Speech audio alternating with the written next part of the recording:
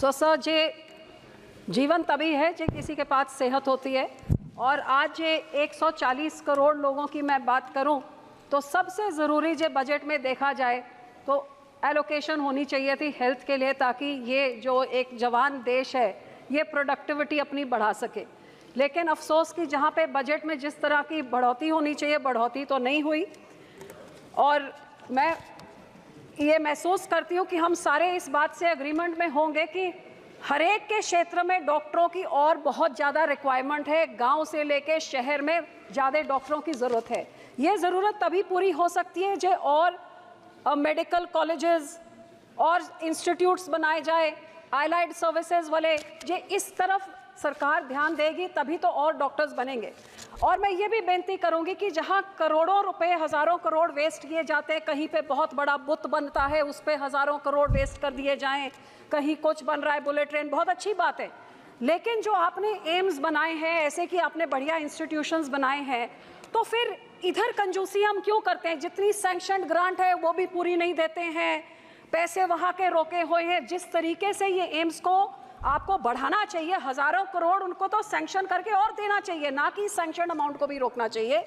सो मैं आपसे आग्रह करती हूँ आपके द्वारा माननीय मंत्री जी को कि एम्स बठिंडा, जो मेरा ख्याल आपके सबसे पहले एम्स जो 2016 में ऐलान हुए थे, 3 साल के अंदर ये एम्स बन गया 750 बेड का। रोज़ यहाँ पे राजस्थान, हरियाणा, पंजाब, सारे राज्यों के 2500 लोग ओपीडी में आते हैं।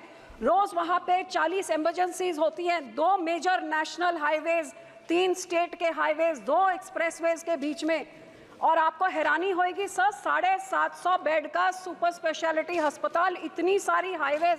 क्या आपको पता है कि यहाँ पे इमरजेंसी वार्ड में कितने बेड्स हैं? 28 बेड। सर 28 बेड से वो हॉस्पिटल की ऑपरेशंस की रिक्वायरमेंट पूरी होएगी? ये 40 इमरजेंसीज की पूरी होएगी? किसकी होएगी?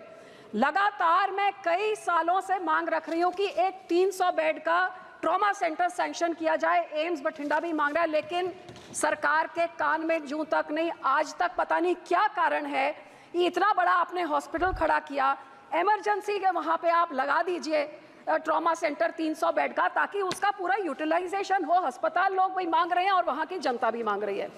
दूसरा सर, जो छोटे छोटे पेंडिंग ड्यूज हैं, चाहे वो डीपीआर कॉस्ट में, नॉन डीपीआर, 1-1, 2-2 करोड़ क्यों आप रोक के रखते हैं? वो दे दीजिए।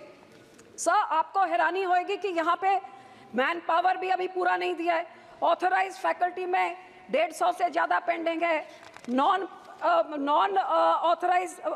फैकल्टी में उसमें तकरीबन 1000 के तरफ पेंडिंग है।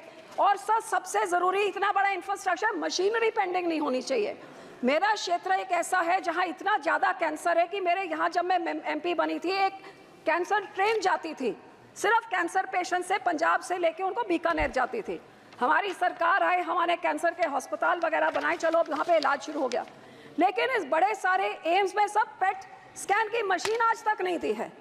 अब इतना ज़्यादा कैंसर की, एक कैंसर की ट्रेन वहाँ से जाए, लगातार कितनी चिट्ठियाँ लिखी है, मांग रखी है, कम से कम पेट स्कैन की मशीनरी तो दे दीजिए।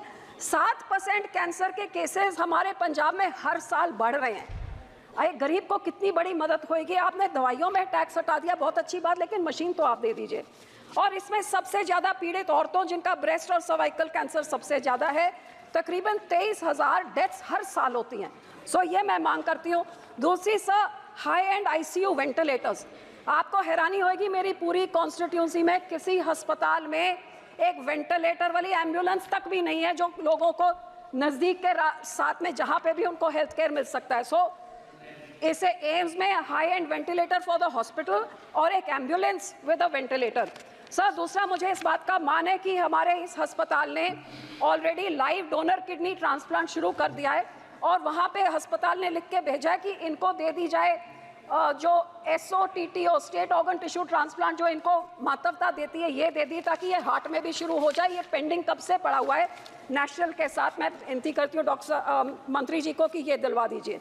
सर बाकी जो दूसरी चीज़ें हैं कि वहाँ पे डॉक्टरों के रहने का स्टाफ अकोमोडेशन अभी तक नहीं बना है, हॉस्टल में कमरे कम हैं, तो ये जब डॉक्टर रहेंगे नहीं कैंपस के अंदर तो इमरजेंसी के लिए अवेलेबल कहाँ होंगे और पेशेंट्स को बोलना पड़ता है। सो ज़रूर मैं बेनती करती हूँ, इधर उधर पैसे खर्चने के बजाय जो प्रीमियर इंस्टीट्यूशंस आपने बनाए, कम से कम उधर के पैसे आप पूरे करिए।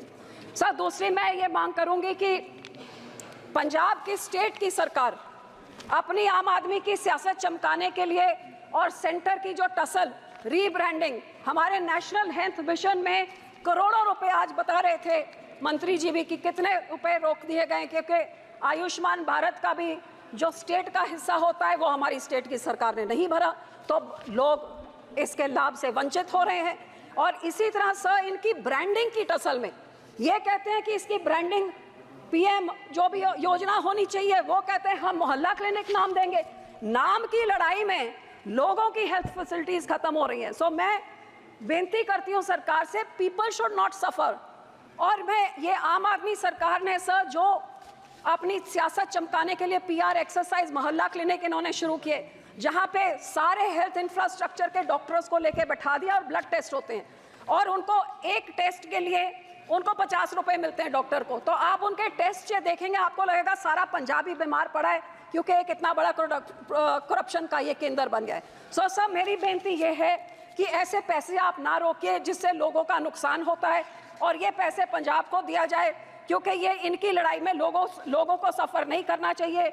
आज सारे देश में सबसे ज्यादा अपने जेब से खर्चा करने के लिए हेल्थ सर्विस के लिए पंजाब का नेशनल एवरेज से भी दुगना है, क्योंकि इनकी लड़ाई में सारी हेल्थ सर्विसेज डॉक्टर आम आदमी क्लिनिक में डाल दिए और जो ढांचा था सरकारी ढांचा वो सारा कंडम हो रहा है। सर, 2 पॉइंट्स अखीर में, एक तो आशा वर्कर जो 2008 से काम कर रहे हैं और बहुत ही उनको आज 1000-2000 रुपए से क्या होता है, इनको इनका पे ग्रेड नॉर्मलाइज किया जाए, जो डीसी रेट होता है, इनकी एज लिमिट भी 65 तक बढ़ाई जाए। सर, सरकार के मैनिफेस्टो में कहा था कि ये हर एक डिस्ट्रिक्ट में एक मेडिकल कॉलेज खोलेंगे, लेकिन बजट में तो इसका कोई प्रावधान नहीं रखा। जिस तरह इस सरकार ने यह भी कहा था कोविड के बाद कि हर एक डिस्ट्रिक्ट में मेडिकल कॉलेज बनेगा, लेकिन कोविड हुए तो 4-5 साल हो गए, हमारे पंजाब में एक भी नहीं। सो सर, मैं बेनती करती हूँ कि हमारे एम्स का एक सेंटर मानसा जो मेरे जिले में है उधर खोला जाए। फिरोजपुर में जो पीजीआई सैटेलाइट सेंटर 2013 में सैंक्शन हुआ था, 2 बार ही उसका नींव पत्थर रख दिया गया है, लेकिन 10 साल बाद आज तक बिल्डिंग भी नहीं खड़ी हुई है। सो मैं सरकार से यह भी बेनती करती हूँ कि वो जो आपने सैंक्शन किया, कम से कम उन प्रोजेक्ट्स को कंप्लीट करिए, जी आप लोगों की हेल्थ की तरफ आप सुगिर्द हैं। और सर, इसी तरह एक मेडिकल इंश्योरेंस और लाइफ इंश्योरेंस जो छोटे शॉपकीपर, दुकानदार होते हैं, छोटे बिजनेस वाले जो जीएसटी में कंट्रीब्यूट करते हैं, उनके लिए कोई ऐसे की इंश्योरेंस स्कीम लेके आए, क्योंकि एक बीमारी आती है सारी उनकी कमाई तबाह हो जाती है। सो मैं आपके तरफ से ये भी मैं उनको बेनती करती हूँ, और ये जरूर कि एम्स बठिंडा के सारा कुछ उनका सैंक्शन ड्यू है, और सबसे पहले ट्रॉमा सेंटर जरूर 7 साल से मैं मांगी जा रही हूँ, मैं उम्मीद करते हैं जल्दी करें। Thank you.